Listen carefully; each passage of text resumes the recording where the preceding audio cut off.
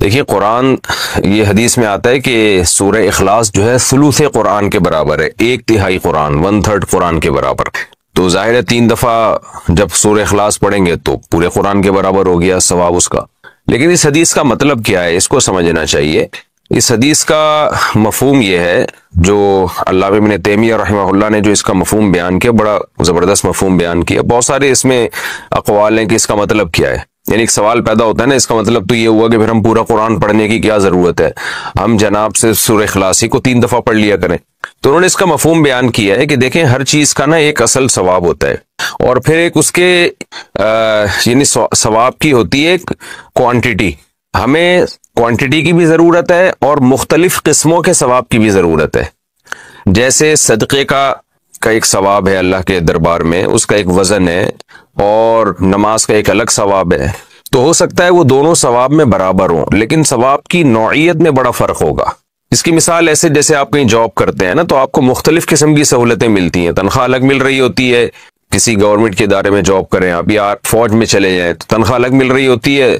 علاج معالجے کی سہولت یہ ایک الگ قسم کا فائدہ ہے، رہائش کی سہولت ایک الگ قسم کا فائدہ ہے۔ تو ایسے ہی جنت میں ہمیں مختلف قسم کے فائدوں کی ضرورت ہوگی، اور اس کے لیے مختلف قسم کے ثوابوں کی ضرورت ہوگی۔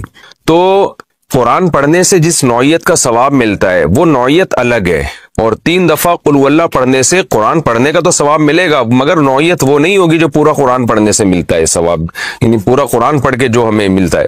تو الگ الگ نوعیت کے ثواب ہمیں جمع کرنا ضروری ہے۔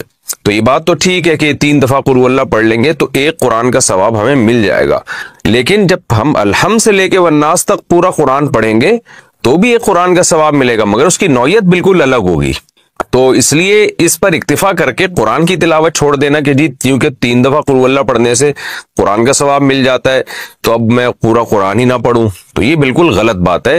کیونکہ ہم نبی صلی اللہ علیہ وسلم کی حدیث کو جو مفہوم لیں گے نا، وہ مفہوم لیں گے جو صحابہ نے سمجھا۔ تو صحابہ نے کہیں بھی یہ حدیث سننے کے بعد ایسا نہیں کیا کہ اب ہم پورا قرآن پڑھنا چھوڑ دیں گے، ہم 3 دفعہ قل ہو اللہ ہی پڑھا کریں گے۔ تو ہمیں 3 دفعہ قل ہو اللہ بھی پڑھنی چاہیے تاکہ ہمیں قرآن کا ثواب مل جائے، لیکن اس کی وجہ سے کنٹینیو قرآن کی تلاوت کو چھوڑ دینا یہ ٹھیک نہیں ہوگا۔ دوسری بات یہ کہ مختلف صورتوں پہ جو مختلف فضیلت ہے، جب آپ قل ہو اللہ 3 دفعہ پڑھتے ہیں تو ایک قرآن کا ثواب ملتا ہے، لیکن جب آپ الحمد سے لے کے والناس تک قرآن پڑھتے ہیں تو بہت ساری بیچ میں صورتیں آتی ہیں جن کی الگ الگ فضیلت ہے پڑھنے کی، وہ فضیلت آپ کو حاصل ہوتی ہے جو صرف قل ہو اللہ پڑھنے سے نہیں ہوتی۔ تو خلاصہ یہ نکلا کہ الحمد سے لے کے والناس تک قرآن کی تلاوت کا ہمیں معمول بنانا چاہیے۔ آج ہمارے گھروں میں یہ ختم ہو گیا، مخصوص صورتیں ہم نے فکس کی ہوئی ہیں کہ جی فجر کے بعد فلانی صورت، عصر کے بعد فلانی صورت، مغرب کے بعد فلانی صورت، اور عشاء کے بعد یا سونے سے پہلے فلاں صورت۔ تو ٹھیک ہے آپ پڑھ لیں۔ اول تو صورتوں کے جو الگ الگ فضائل ہیں نا، فلاں وقت میں فلاں صورت پڑھنا، ان میں زیادہ تر حدیثیں سند کے لحاظ سے ضعیف بھی ہیں۔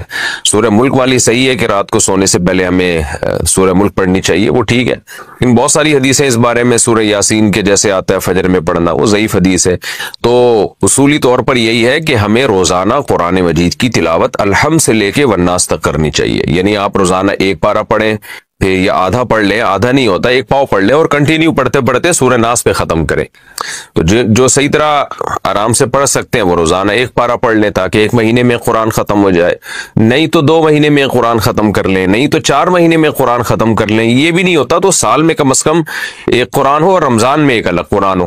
اس طرح قرآن کو کنٹینیو ہمیں تلاوت کرنی چاہیے، پھر ساتھ ساتھ یہ مخصوص فضائل حاصل کرنے کے لیے مخصوص اوقات پہ صورتیں پڑھ لینا وہ بھی ٹھیک ہے۔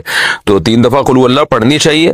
باقی مردوں کو اصال ثواب کرنا 3 دفعہ یا 9 دفعہ قل ہو اللہ پڑھ کے، تو وہ کئی بار میں مسئلہ بیان کر چکا ہوں کہ کسی بھی نیکی کا میت کو ثواب پہنچایا جا سکتا ہے، یہی جمہور کی رائے ہے، اور اس کی دلیل وہی حدیث ہے جس میں آپ صلی اللہ علیہ وسلم نے میت کے لیے صدقے کی اجازت دی۔ تو جیسے صدقہ ایک نیکی ہے تو قرآن کی تلاوت بھی ایک نیکی ہے، تو صدقے کے ساتھ خاص نہیں ہے، مطلب یہ ہے کہ آپ اپنی نیکی کسی کو ہبہ بھی کر سکتے ہیں، اس کا ثواب کسی کو پہنچا سکتے ہیں۔ تو یہ جمہور کا مذہب ہے، اس میں صرف امام شافعی نے ہماری معلومات کے مطابق اختلاف کیا، ان کے نزدیک سے صدقہ پہنچانا جائز ہے، لیکن جمہور کے نزدیک یہ جائز ہے، قرآن پڑھ کے بھی ثواب پہنچایا جا سکتا ہے، لیکن زیادہ فوکس ایصال ثواب میں صدقے ہی کو کرنا چاہیے۔ تو اب 3 دفعہ ظاہر ہے جب 1 قرآن کا ثواب ہے تو 9 دفعہ پڑھنے سے اللہ سے امید ہے کہ 3 قرآن کا ثواب ملے گا۔